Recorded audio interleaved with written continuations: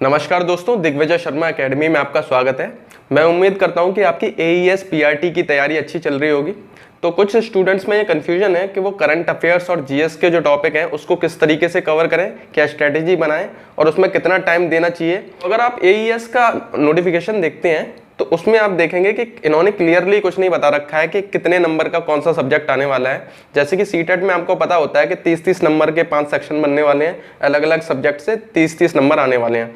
इसमें ऐसा कुछ नहीं बता रखा है। तो इन्होंने जो नोटिफिकेशन में भी सिलेबस दे रखा है उसमें सिर्फ ये लिखा है कि 100 MCQ क्वेश्चन आने वाले हैं, जो कि general knowledge, reasoning, numerical ability, teaching methodology और एटसेट्रा लिख दिया है आगे। ठीक है, उसके बाद लिखा है and subjects of higher secondary according to NCERT and CBSE।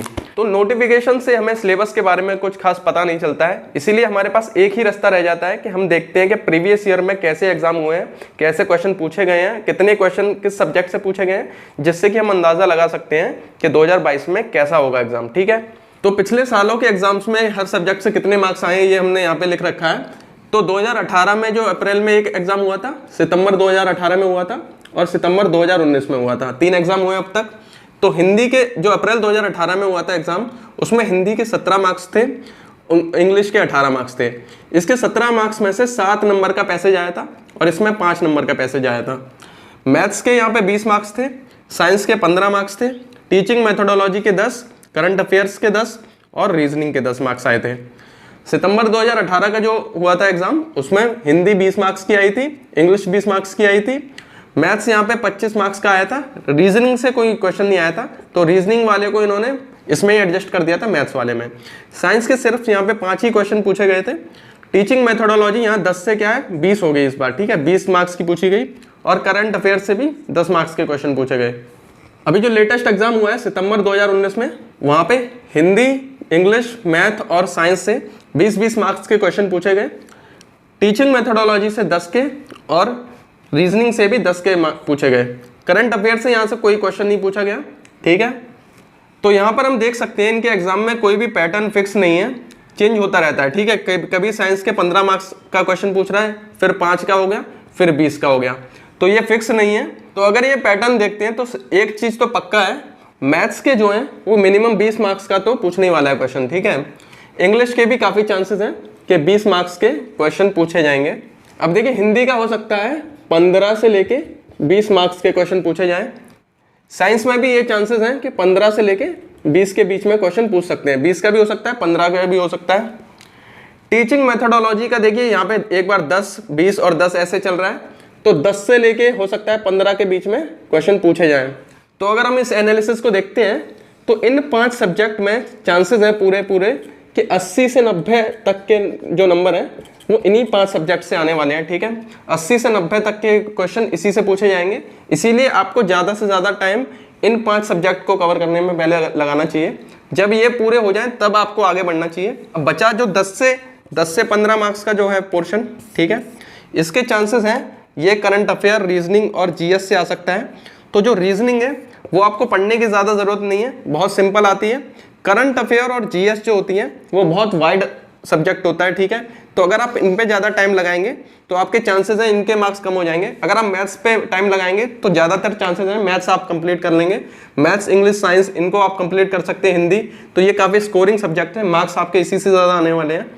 तो अगर आप करंट अफेयर कोई पढ़ने लग गए, पिछले साल का करंट अफेयर पूरा पढ़ने लग गए, तो पूरा पक्का नहीं है कि आप पढ़ लेंगे उसी में से आ जाएगा। या GS में पूरी हिस्ट्री आप पढ़ने लग गए तो कोई चांसेस नहीं है कि पूरा का पूरा आप कवर कर सकते हैं। लेकिन अगर आप मैथ, साइंस, हिंदी, इंग्लिश इनको पढ़ेंगे या टीचिंग मेथोडोलॉजी को पढ़ेंगे तो इनसे क्या है आपके सही होने के चांसेस ज़्यादा हैं। इसलिए आपकी स्ट्रैटेजी ऐसी होनी चाहिए कि जब तक ये चीज़ें पक्की ना हों तब तक आपको इस पर ज़्यादा ध्यान नहीं देना चाहिए, पहले इनको पक्का करना है आपको। ठीक है, इन सब्जेक्ट्स पे पहले कमांड बनानी है, उसके बाद आपको करंट अफेयर, GS को ऊपर से देख लेना है। ठीक है, तो अभी सब्जेक्ट वाइज देखते हैं।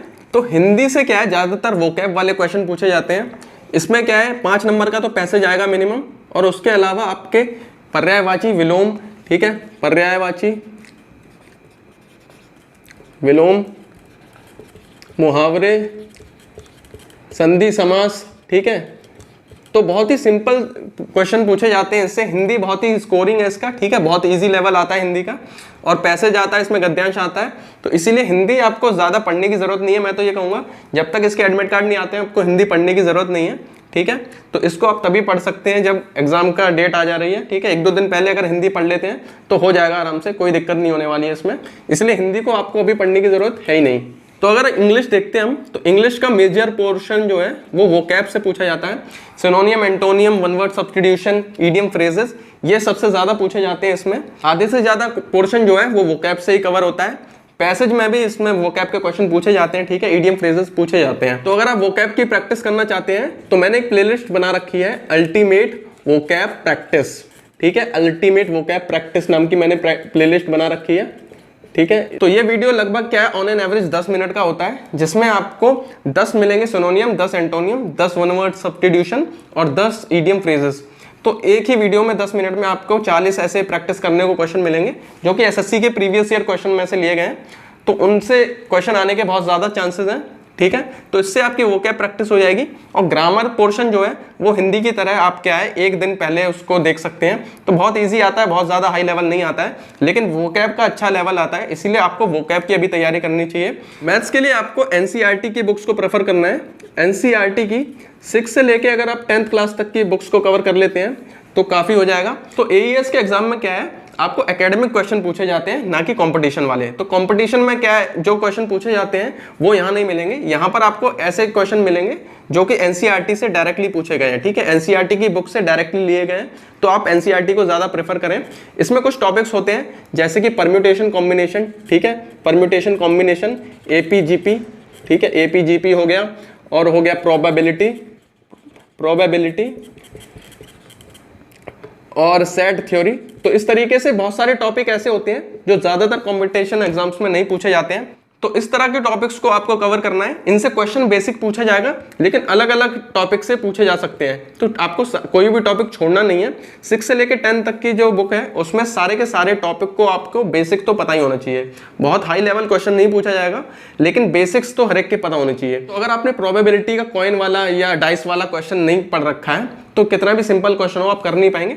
इसीलिए आपको इनके बेसिक्स तो पता ही होने चाहिए, ठीक है। तो आपको मैथ्स के लिए एनसीईआरटी प्रेफर करना है। कोई एसएससी वगैरह के प्रीवियस ईयर पेपर अगर आप लगाते हैं तो वो आपके ज़्यादा फायदेमंद नहीं होंगे। आपको एनसीईआरटी के क्वेश्चंस लगाने हैं, ठीक है। अब साइंस भी आपको क्या है, एनसीईआरटी से ही पढ़नी है। एनसीईआरटी बुक को प्रेफर करना है आपको। अब यहाँ पे भी क्या है, फिजिक्स और केमिस्ट्री। फिजिक्स और केमिस्ट्री से मेजर पोर्शन 90% फिजिक्स और केमिस्ट्री से क्वेश्चन पूछे जाते हैं, क्योंकि ये ऑर्गेनाइजेशन एटॉमिक एनर्जी की है, इसीलिए फिजिक्स केमिस्ट्री से ज़्यादा क्वेश्चन पूछे जाते हैं, मेरे को ऐसा लगता है, ठीक है। तो फिजिक्स केमिस्ट्री के आप 9th-10th तक के कर सकते हैं, और बाकी 6 to 8 जो है आप कंप्लीट साइंस कर सकते हैं। इसमें बायोलॉजी को इंक्लूड कर सकते हैं, ठीक है। लेकिन 9th-10th की मैं कहूँगा आप 9th-10th की जो है वो फिजिक्स केमिस्ट्री ही पढ़ें, ठीक है।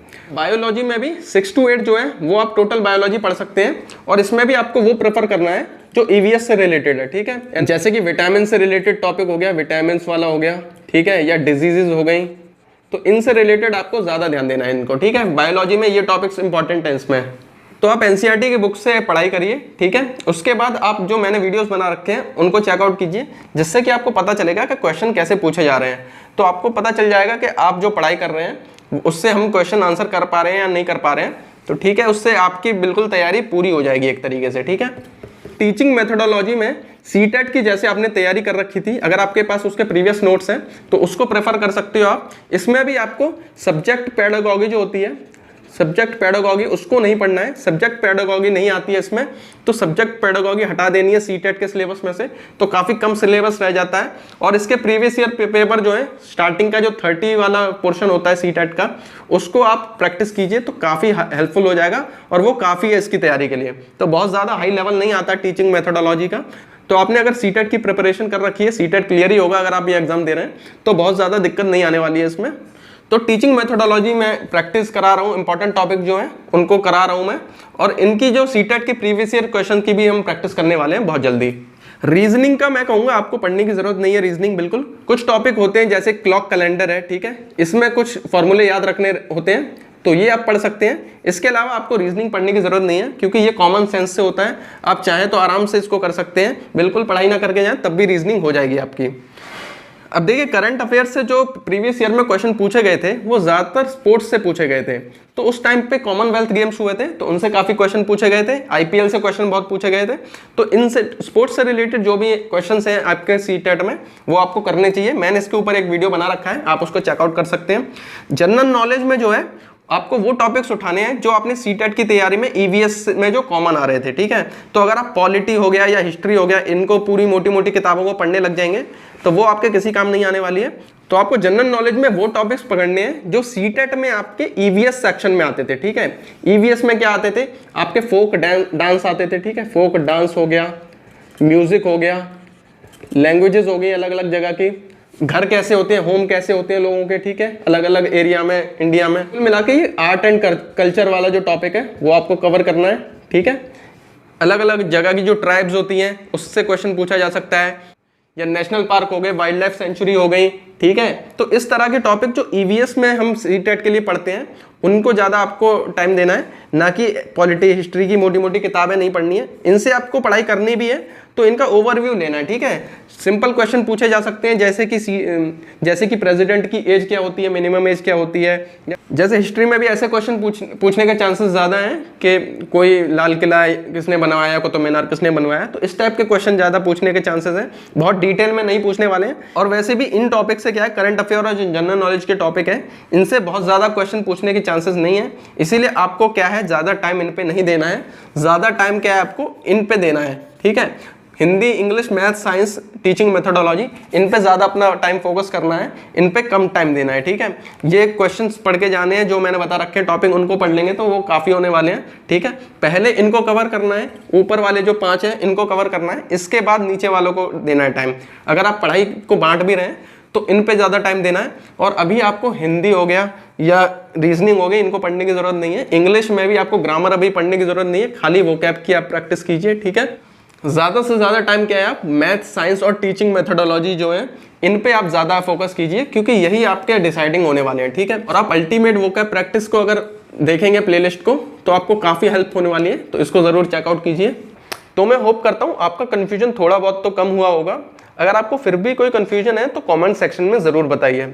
अगर आपको किसी टॉपिक में प्रॉब्लम है तो कमेंट सेक्शन में वो भी आप बता सकते हैं, उसके ऊपर ज़रूर मैं वीडियो बनाने की कोशिश करूँगा। तो एग्जाम के लिए आपको ऑल द बेस्ट, मिलते हैं अगले वीडियो में।